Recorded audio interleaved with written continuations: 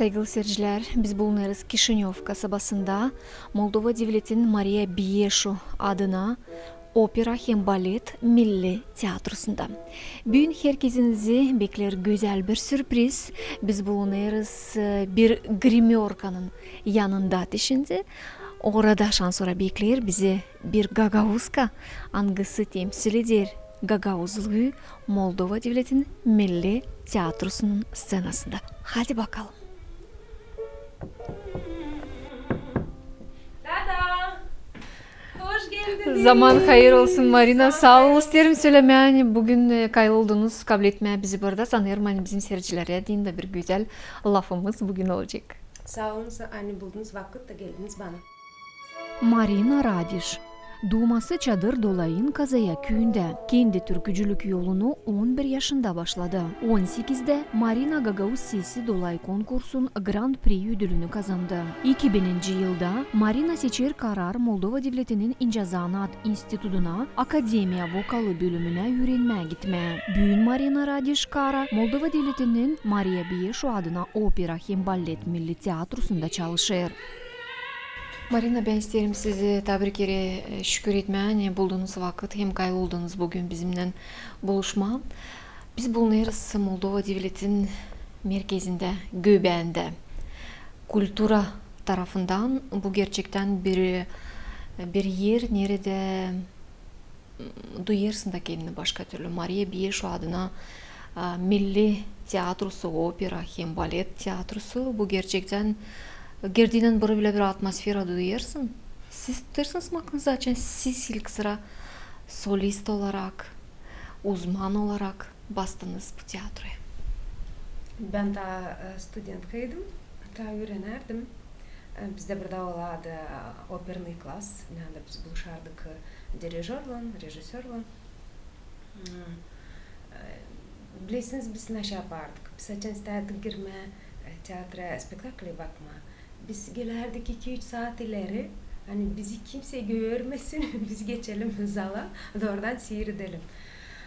Doğru söyledin sen açan gireysin bu tiyatroya, duyuyorsun bir başka bir atmosfera.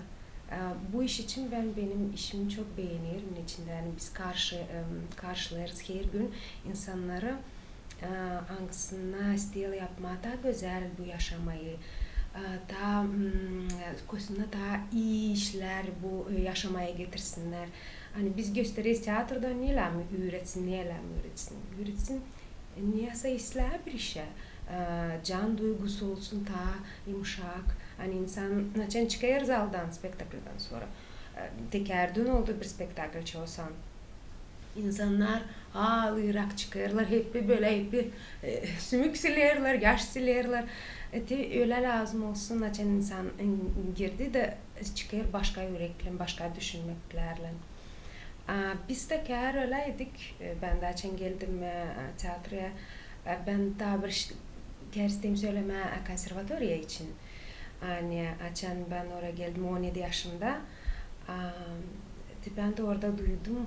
Hani başka insanlar başka için düşünürler, onlar başka türlü yaşarlar, başka işlere söylerler. Bu daha lazımlı, bu dil daha lazımlı.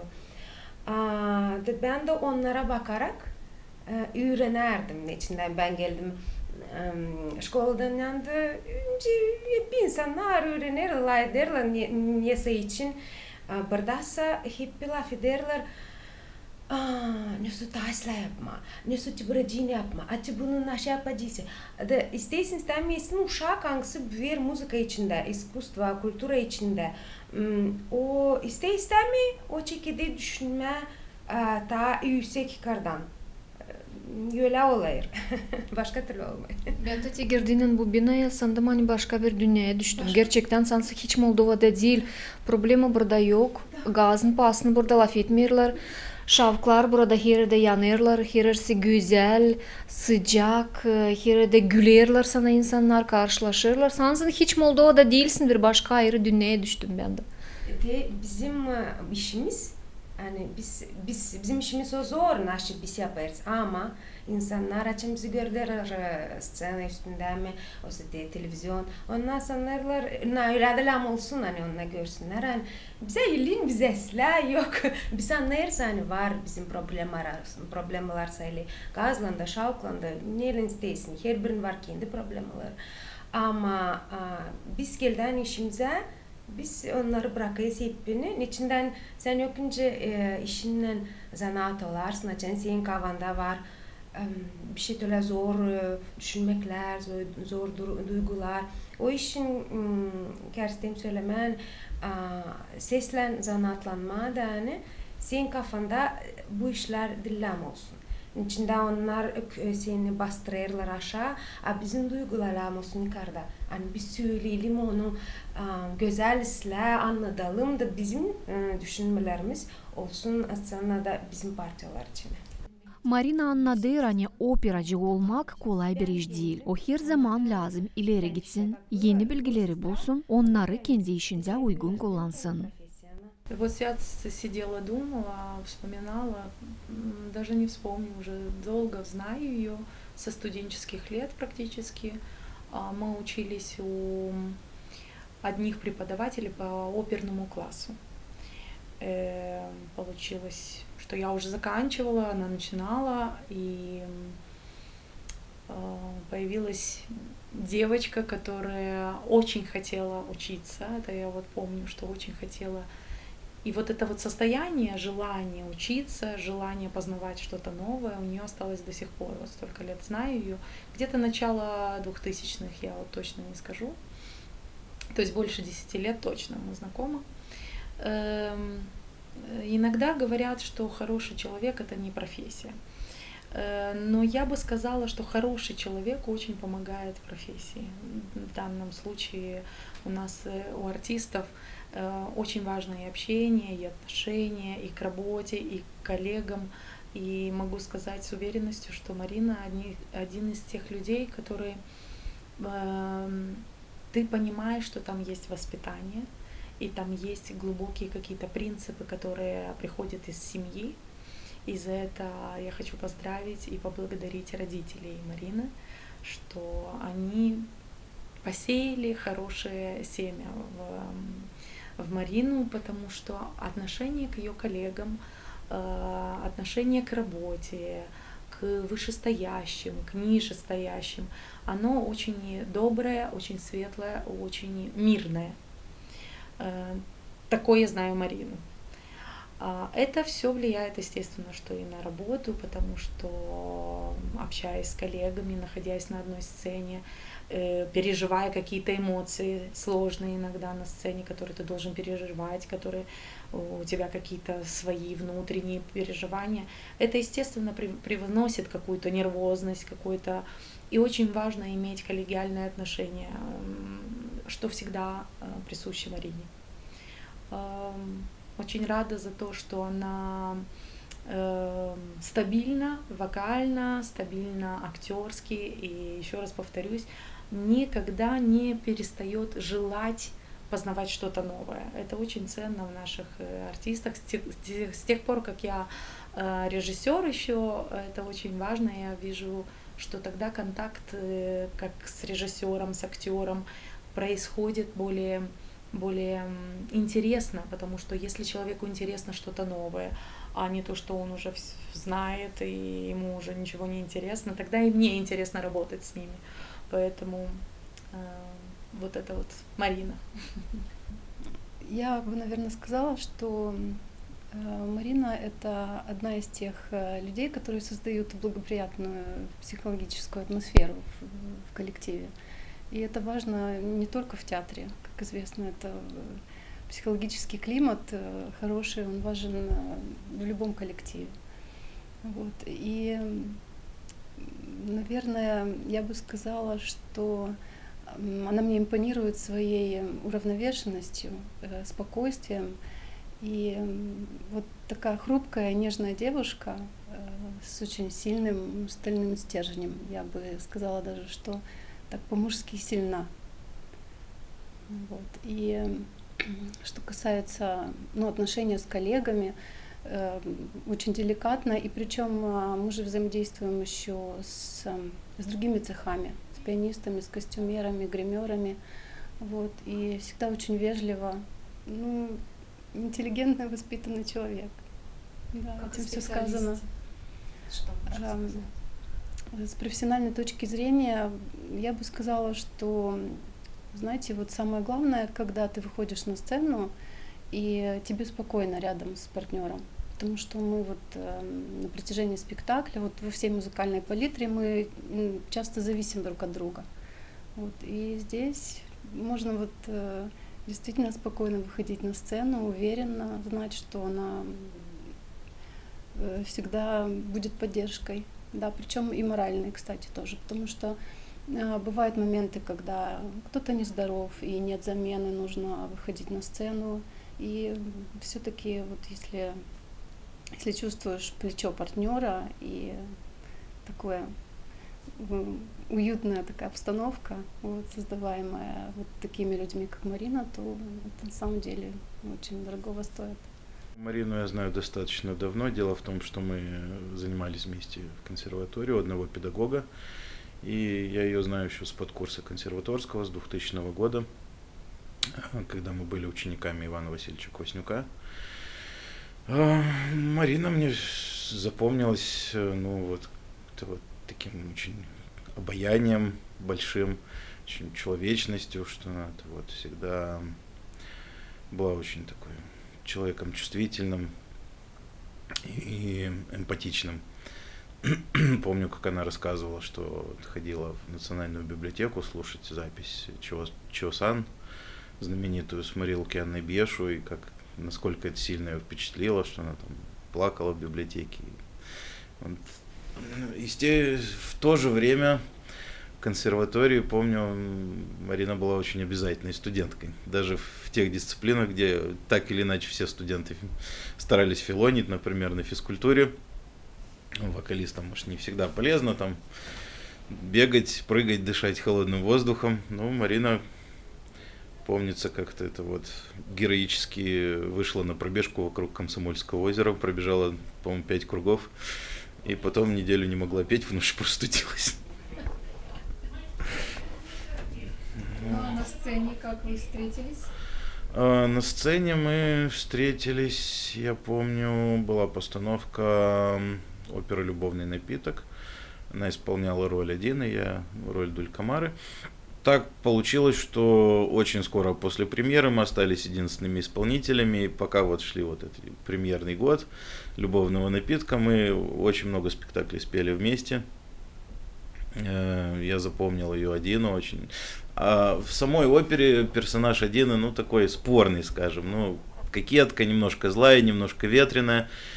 И в это же время Марина ее всегда делала очень такой кокеткой, но такой доброй и очень обаятельной, на которую невозможно не сердиться, не обижаться, не испытывать досаду. Поэтому я всегда любовался ее сценическим образом, хотя мы вроде в опере не очень много пересекаемся. Что еще хочется отметить, что Марина очень хороший партнер сценический.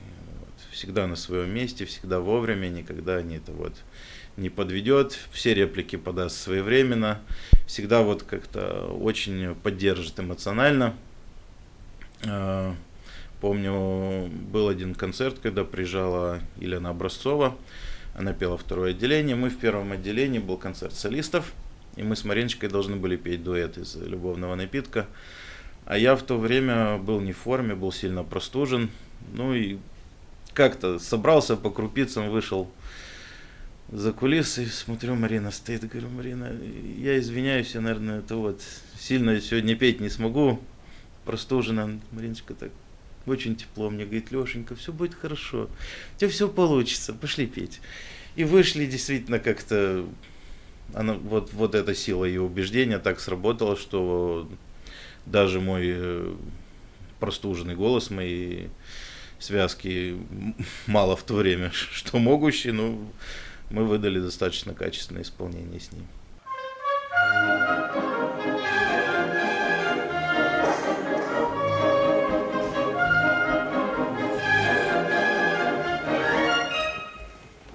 Sempre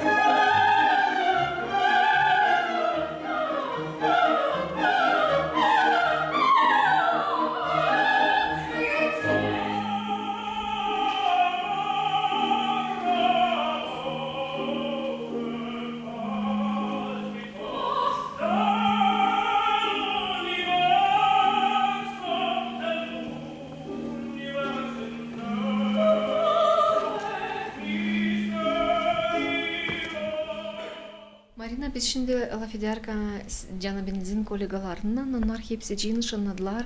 Hani bilirler sizi, ta çoğu bilirler sizi ta studentlik vaktinden. Hem sizin istemenizi, sizin her zaman yeniye çekilmenizi. Hani Marina Radiş duramır yerinde, o her zaman ister bilme daha çok, o her zaman ister olma daha yüksek, o her zaman ister kalkınma bir basamak daha yukarı. Bununla ardına çekerek hepsini onları kim bunları pek istemiyor. Sizde bu duygu her zaman ilerleme, İslah taraftan. Aileden mi çekilir? Nereden? Diyeceğim gagozlardan. Netinden bana gelir hani gagozlar, onlar çetin insanlar. Çetin ama ben anladım, hani ben de çetinim. Ama biz lazım, benim işimde ben lazım olayım hem yumuşak da. Bunları lan karıştırma, çetinle yumuşayı lan karıştırma, hani bu iş beni ilerletecek, beni ileri. İçinden bizim işte yokunca ol aslında hani 2 ile 2 o 4. O bu kadar. Biz bunu biliriz. Bizim işimizde bu yok. Biz her gün lazım gelelim işe. Önce sportsmenler. O her gün, o yokunca bir ay dursun evde de gelsin sonra 100 kilo kaldırsın. Yokunca. Ulan bir ay çıketsın neden 50'den 60 sonra ötede orada o zaman gelecek güzel. Bizim de iş öyle. Biz lazım her gün gelelim de yeniden çek edelim. Bizim var kafamızda ne biz lazım yapalım. Ama hep o kadar biz lazım yeniden her gün çek edelim. Biz burada işte biz varınca zanatlarım seslen. Siz piyanistla geliriz, bakarız, ne yapacağız. Bu frazayı müzikada ne biz söyleyeceğiz burada, bende düşünmeler olsun. Burada ne ben geçeyim o düşünmelerin içinden. Bize yeni dil önemli ama ne lazım bizde? Biz lazım dil artık gösterelim. Yani ben şimdi düşüneyim ki bu iş için. Ben lamona geleyim. Yani yoksa ben lamona geleyim. Bunu biz lazım gösterelim. Bu iş için biz burada zanatlanır seslen teatrda ama evde bizde çok iş var. Biz lazım çalayız biz İtalyan dilinde, Cerman, İngiliz, Fransız dilinde, Rus dilini biz biliriz. Ama öbür dilleri biz lazım çevirelim evde anlayalım. Niçin benim gereğinim söyle bu lafları. Sonra niye o geliyor buraya? Ben o zaman toplayayım benim kafamda. Niyosu benim gereğim lam olsun. Ango o duygulan geliyor, nasıl yapaydı. Niyosu o şey bitkiden niyosu geliyor bitkisine. Bu iş için bizde evde çok var vakit biz alıyız evden. Yani kapayırız onları evden. Onun için lazım çok çevirelim, çok düşünelim nasıl yapma. Eğer vardı bende öyle bir Traviata spektakl, ben çalardım rol Violetta. Aslında o bitkide düşer yere, göleye de düşer. Çalaya yukarı çalaya da düşer. Bu momenti ben lazım da çok kere yapayım, repetiret edeyim bilmiyorum nasıl Gagavuz dilinde. Hani o olsun insana da hangisi beni sihirledi, ona da ne olsun, sen söyle de lam olsun. Ama ben onu lam yapayım evde çok. Bu için o vakit almayı çok iyi evde. Ev işleri kalır kimse başkasına. Evde düşerken böyle korkutursun bir kimseyi. Ben savaşım için kimse yok evde. Ben varınca toplayayım kendi düşünmelerimi. Hani içine varken evde kimse senin kafanı hep orada, kim orada geldi, lazım onlara bir şey mi? Onlar da hep İslam, sen düşünmeyesinler senle yaparsın. Sen düşünüyorsun ki o öbür insanlar için. O için ben evde çalamayayım. Zanatlanayım aktör tarafından hercem yoksa kimse. Marina, dönersek biraz senin küçüklüğüne isterim söyleme. Bu istemek, diyelim bu niyet, çıkma yüksek scenaya. Moldova Devleti'nin Milli Tiyatrosu yüksek scena. Moldova'da daha yüksek scena yok. Bu en yüksek scena Moldova Devleti'nde. Bu istemek nereden? Bu kadar çalışkanlık nereden? Çünkü bana diye bir gün gelir fasıl çünkü bir sıradan bir aileden Ne kadar o uşak lazım işlesin kendi sesinden, o vokalla hani böyle uğraşsın. Söyleyeceğim bir hani bu oldu. Ben kendim de analiz yaptım bu işe. Ne öyle oldu, ne içinden kendim şaşırırım, ne böyle oldu. Ama gelirim bir düşünmeye, hani bu Allah'tan. Ne içinden ben kendim, ona da hani ben işledim ama yoktu benden ben oraya gideceğim de orada ben çalacağım da ben orada yoktu bende. Ben ikinci kursadan ben hiç anlamazdım. Niye ben öğrenirim? Bir söyle hani ben gelirdim tiyatroya, ben gördüm ki çalarlar insanlar, solistler. Ama ben düşünmem o benim profesyam. Sonra ben çektim diye bu benim, ben böyle niçin ben gelin, niçin böyle düşünerdim. İçinden ben için geldim konservatoriya, ben istedim stradaya geçme.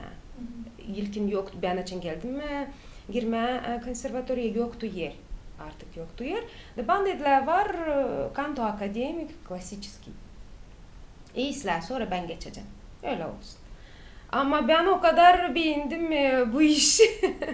Hani ben unuttum, hani ben istedim estradaya geçmeye. Geri.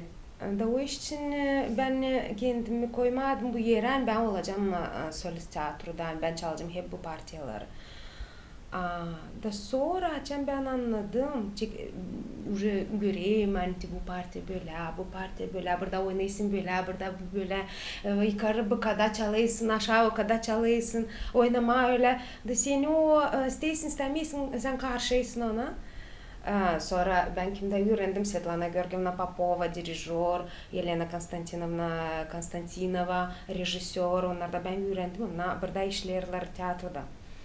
Onlar da beni görerdiler, niceyim ben, kimim, ben maylolardır. Ben bu işi anlamazdım ama sonra ben anladım, hani onun yardımının, hani onlar beni hazırladılar bu işe. Ben o işim bana o kadar kolaydı. Ben işledim kendim de ama o yardımla bana da hani o pek elin oldu. Ben anlamadım ki ben girdim bu tiyatroya. İçinde hani oldu o прослушивание, seslediler bizi. Tiyatra girmeden Kari Maria Biyeşu da beni sesledi, komissiye oturdu. Da onlar söylerler, geçeyim, yakışayım bu insan işlesin tiyatroda olsa, daha yetişmedi 10 dakikada. Ama ben girdim buraya da ilim, bana hep bir ilim verildi. Allah yanındaydı benim her kere.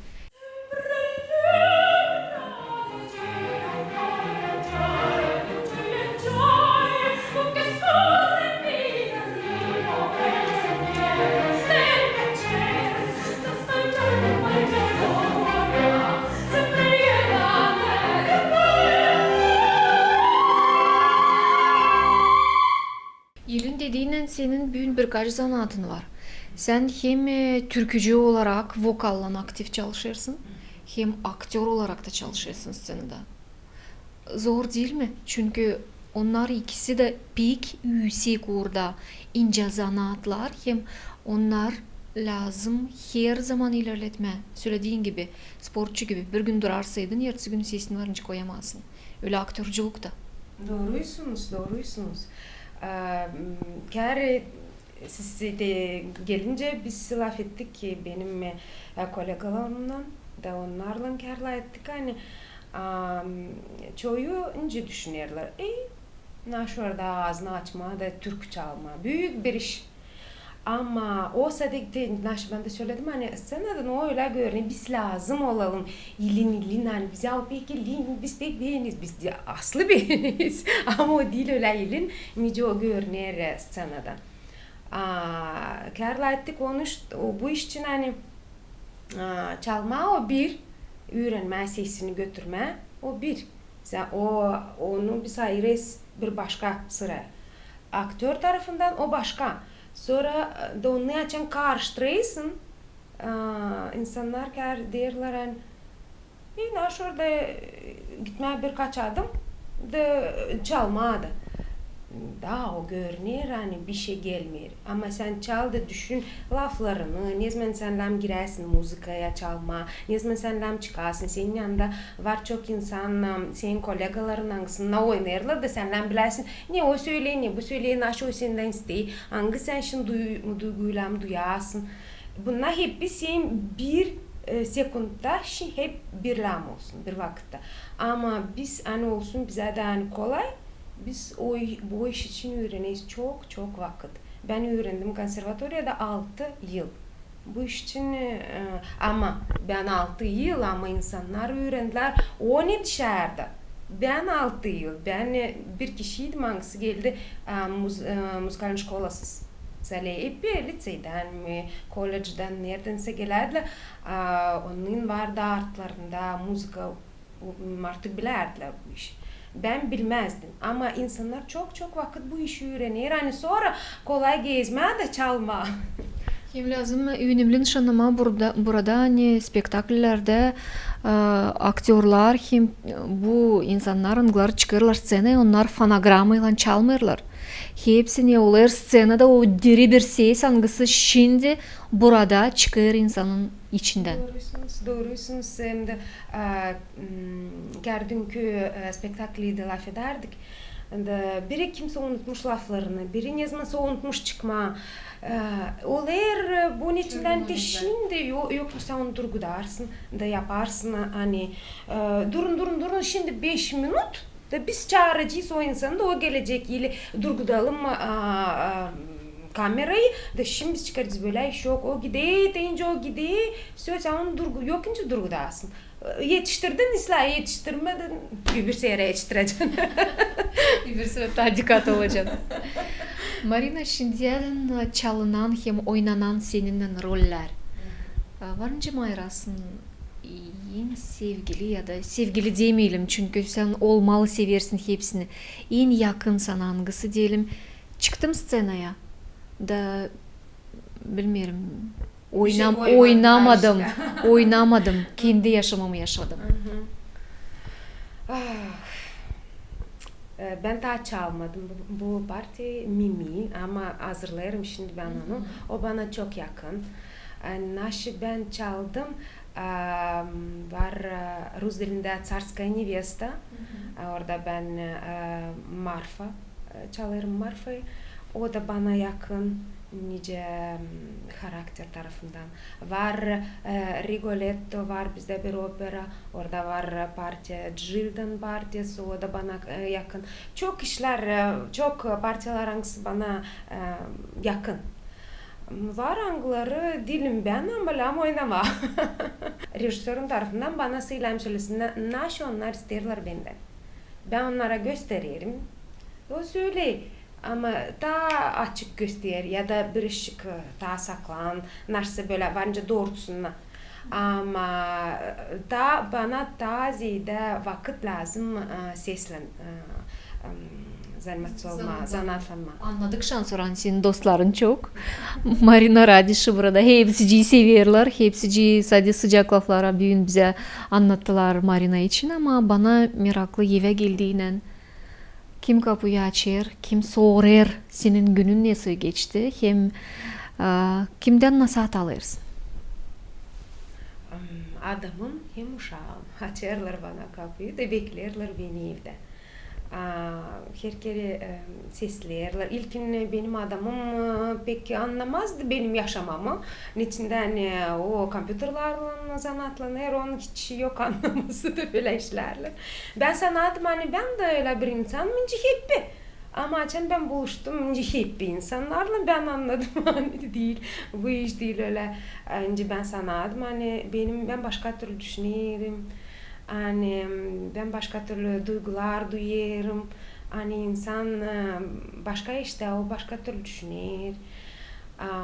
Bu iş için benim adamıma da lazım oldu vakit beni anlama. Niçin ben böyle pek çok laf söylerim, pek çok duygu anlamaz, dilkim korkar. Ne oldu, bir şey oldu mu? Değil, ben size de söylerim. Bu iş için o da bana sınaştı. Ben de sonra açan göreydim hani o böyle anlamıyor ne olur seninle. Ben de savaşadım durgunma. Açan göreydim hani böyle ben durgunayım. Büyünkü güne de yetsin. Sonra o öğrendi. Hani ben çok emosi bende var, çok duygu ben eve getireyim ama şimdi savaşayım eve getirmemeyip bari biraz onları dozasını bileyim. Moldova devletinin Maria Biyeşu adına opera hem balet milli tiyatrosunda Marina 2005 yıldan beri işler. 17 yıl ona diyeni kıpım gibi geçtiler. Çünkü o sevgili zanatında değil işlesin, yaşır. Pişman değilsin mi? Bir olaydır, olayla çevirme bu kadar vakit. Pişman bu laf hiç yanında da geçmiyor. Netinden ben çok beğenirim benim profesyonumu. O bana çok verir. Naş benim canım ister. Ben kar vardır Buluştan'ın kendi klasından uşaklardan söyle. Adına klasnikliğimde. Kar ona vardır dediler hani Marina sen öğrendin kendi profesyonu. De orada işleysin de kendi profesyonu. Ben bu bana da Allah'tan bir büyük dar. Vergi. Kısmetli kendini sayırsın mı? Çok kısmetliyim. Gerçekten söylemen değilim. Bana olmadı. Narsa diyeyim hani ben zorla girdim tiyatra, ben öyle bu kadar narsa savaştım, vurdum. Ben çok işledim kendim. Ama ilin bana verildi bu işler. Çünkü hiç sordum sana bu soruşu. Söylerler yaşamakta hani ayır kendi sevdiği zanatını da sen işlemeyeceksin. Hiçbir de gün yaşamakta. Sen yaşayacaksın bu yaşamayı. Bunu ben düşüneyim hani en doğru laf.